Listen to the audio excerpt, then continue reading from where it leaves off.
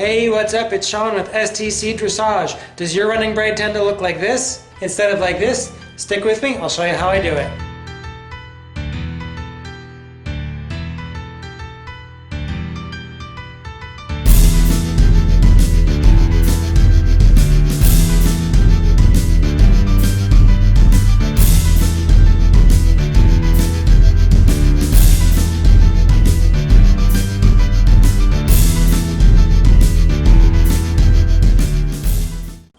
So typically when the braid doesn't stay nice and high and tight, when it starts to come down the neck like this and get a little bit loose and floppy, it's usually started way up here at the very top, right?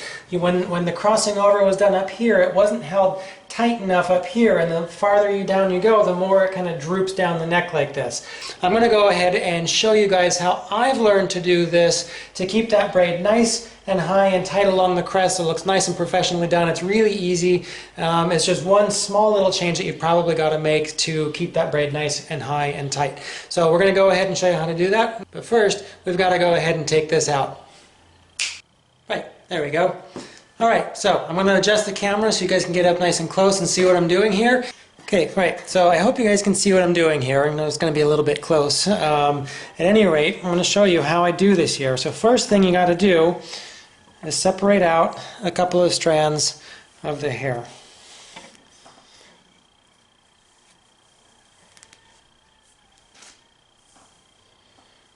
I do my first crossover.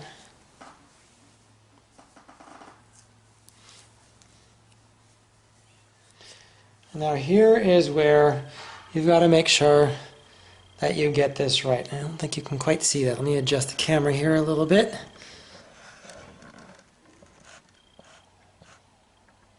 There we go. Right, so I've got my 3 pieces of hair. Now, when you go to take this crossover, the biggest thing to make sure that you keep the braid nice and tight is take this piece, pull it backwards, and then cross this one over, right? And I hope you can see that in the video. And I'll show you again. So when we take the next bit of hair here, we'll add it in to that one.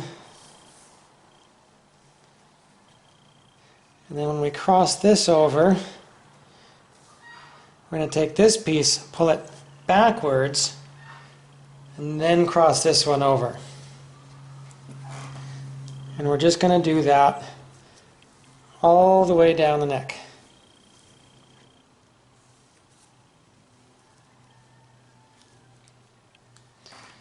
So again, cross that one, and pull this one back, and then cross that one over. I'm just going to keep on doing that all the way down.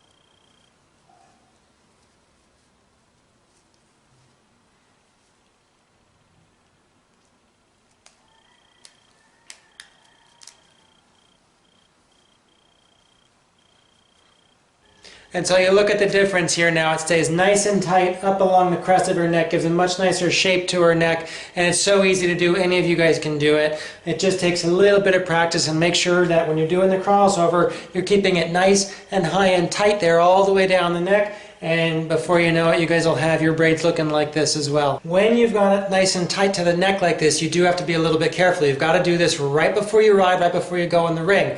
If you do this and then put the horse back in their stall, when they go to put their head all the way down to the ground to eat, because this is so tight in this lower part of the neck, that's going to stretch when they put their head all the way down to the ground, and it's going to rip all this hair out, or at a minimum it's just going to pull it all out of the braid and make it look really bad. It only takes about 5 or 10 minutes to put in, so you don't really have to worry about the horse standing in the cross ties too long. Get out there and practice while you've got time. You're not busy doing anything else because we're busy social distancing. You better be social distancing.